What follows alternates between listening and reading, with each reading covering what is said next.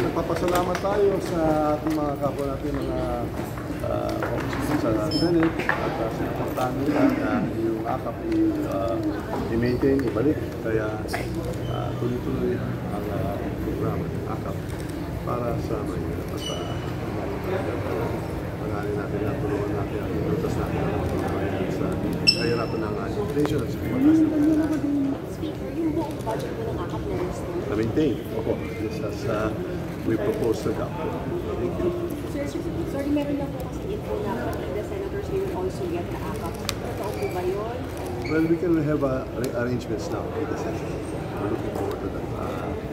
We were supported by the Senate. So, maraming salamat po. Speaker, Subsistence allowance naibigay po. Ay, napakamagandang balita.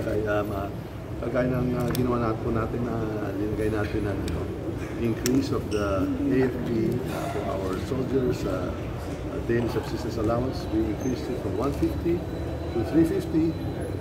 That is going to be maintained and fully supported sa ating mga sundalo. Kaya gagawin pa kami for the high morale of the soldiers, our men and women in uniforms, AFP. Tuloy po yun.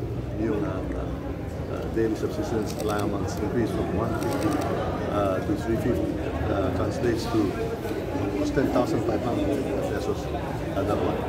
Speaker, may binabanggit kayo kanina, itataas yung living wage.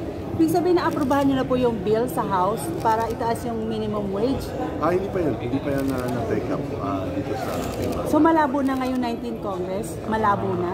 We'll see. We'll see how to move on that. Thank you. Okay.